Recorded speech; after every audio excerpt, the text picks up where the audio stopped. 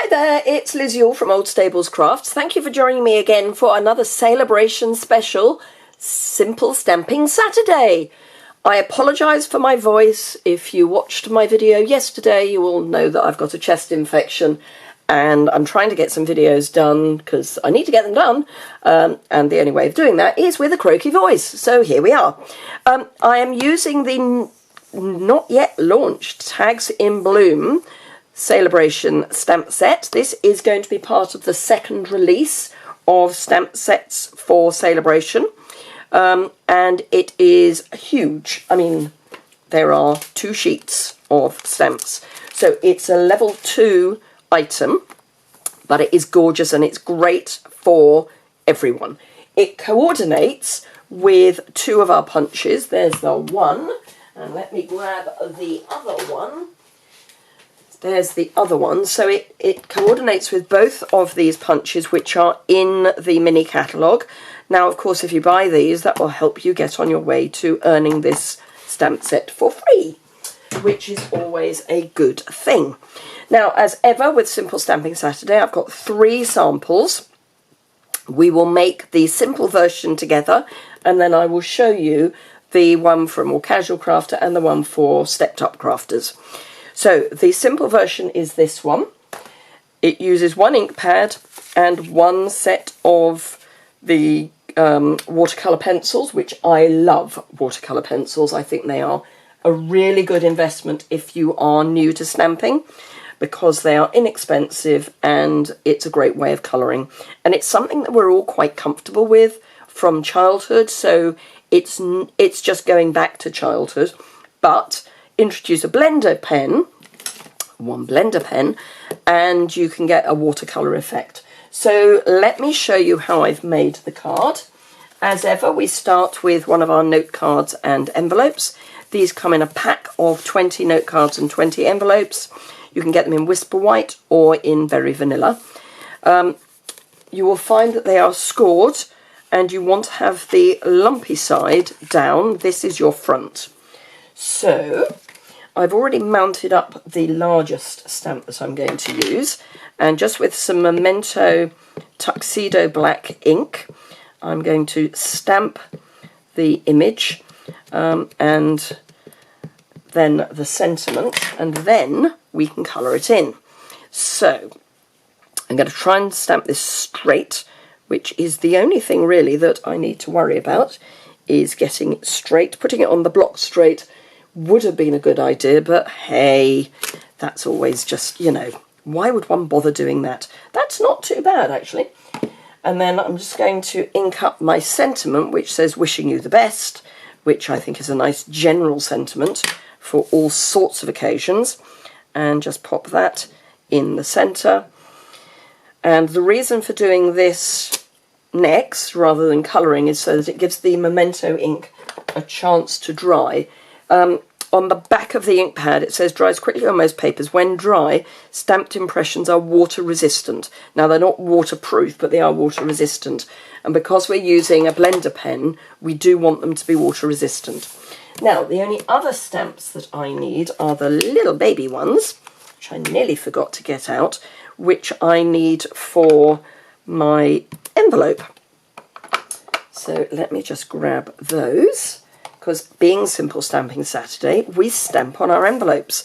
We should always stamp on our envelopes, but it's one of those things that I always do on Simple Stamping Saturday, just as a reminder that we should stamp on our envelopes. They are beautiful envelopes. They're really smooth. They take ink incredibly well.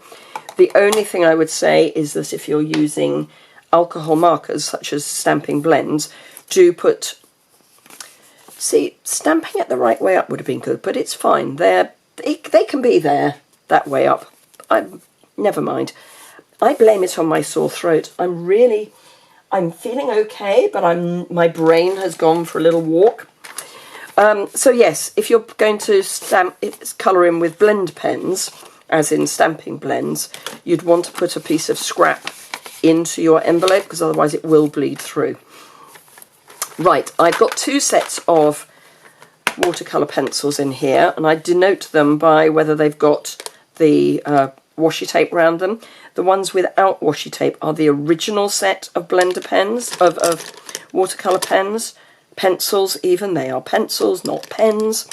So it's those that I'm going to use. And I'm going to pull out Melon Mambo, Old Olive, and, if I can find it, Daffodil Delight, which is one of my favourite colours in the watercolour pencils, which is why it's also quite short, as is the Old Olive. Anyway, so all I'm going to do is just colour in my flowers and the leaves. Now, I don't have to be too precise because I am going to use a blender pen.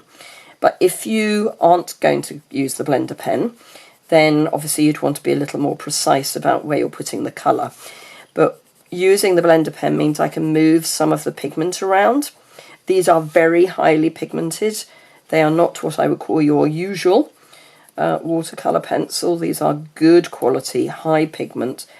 Go with our ink colours. So if it says Melon Mambo, it means it's Melon Mambo. So it's just good to know that the colours match properly. So Old Olive on the leaves and on this bit here, because that's the bit that goes around the bottom of a flower. Botanists will know what it's called. I don't even think I know what it's called when I've got a brain, but at the moment I don't have a brain, so I'm not even going to try. But if you know what that bit's called, do leave a comment and educate the rest of us, because I just haven't got a clue this morning. Right, so that's that. I'm just going to grab a scrap, and I mean a scrap of paper, just so that I can make sure my blender pen is clean. You always want to clean your blender pen before and after you've used it. I say before and after because if you forget one, hopefully you'll remember the other. So I'm just moving the ink around. I like to use a kind of small circular motion. I find that's a good way of spreading the pigment across the image. Do just be careful you don't go over one area too much, or you will find that it will pill the paper. And pilling paper is not a good look. Then scribble to get clean. Now these come in a pack of 3, so they last a really long time as individual items. But if you get a pack of 3, you could share them with a friend, or you just know that you've got them for pretty much ever. You don't need to worry about them running out too quickly. So long as you put the lid on, they will last for a very long time. Excuse me one moment while I see if I can clear my throat, even at all. Answer, no, apparently not. Okay, so that's the card coloured. Then we just have to repeat with the images on the envelope, which, as I say, upside down. Sorry. And just colour in. So I've got Melon Mambo there, and then on each of these, and then just the Daffodil Delight for the centre. And then let's do the Daffodil Delight first, and then we can colour in our flowers. And it's quite nice if on the envelope the images aren't quite as bold. Doesn't matter, you can have them really, really bright, but if they do end up a little more pastel, that's actually quite nice, I think. And then just scribble off. As I say, if you train yourself to do it before and after you use the blender pen, you might actually remember to do it at least the once, which is what's important. And I've got both sets of watercolour pencils in this case, and a blender pen, and they fit absolutely perfectly, which means you're also protecting them. They do come in a nice box, but if you want to put them into a case, then that really helps protect them. So let's pop that away, fold towards the mountain, and then simply burnish the card crease, and that is your finished card. So there's the one I made before with the right. Oh no, I did it. There's a thing. I did it the same on each. Ha! Okay, It's almost like I knew it was going to be that way. Right, so for the more casual version, I've used the punch. I've introduced some card sheets. So I've got Melon Mambo, Whisper White, both the smooth and the thick. And then I've punched the image that's within the shape. So I've punched that out using the punch. These are coloured in with two-step stamping. So these darker colours, the solids, are how you do the two-step stamping. And then for the really stepped up version, I have introduced coloured card embossing folder. This is the basket weave from the Tropical Oasis suite. I don't think it's called basket weave, but it's that one, and I'll list the items below and also on my website. And then I've heat embossed here using the shimmer black embossing powder, which is in the annual catalogue. It gives us sort of an extra zing. Oh, and I've used rhinestones on both. And then for this one, I've fussy cut the image out and put both it and the punched piece onto dimensionals. And then with an aqua painter, I've used some of the frost white shimmer ink just to get this sort of nice shimmery effect. I did try Wink of Stella first, which was okay, but I wanted a more definite white splodge, so I used the frost white. So there you go. I hope you've enjoyed that. If you did, please give it a thumbs up. If you don't already subscribe, I would be thrilled if you would, and you can do that in the bottom right-hand corner. This stamp set comes out on the 3rd of March and will be available for as long as stocks last, or the 31st of March, whichever happens first.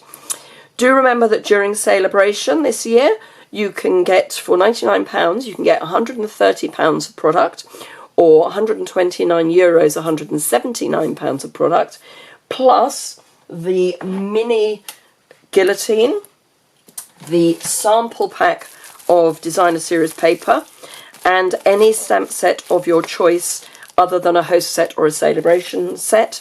So if you're in the UK, France, Germany, Austria, or the Netherlands, I would be thrilled to welcome you to my team. We've had quite a few people join so far this celebration, and I would love you to be the next one. So thank you very much indeed for being with me today, and I hope to see you again, slightly less croaky, very soon. Bye!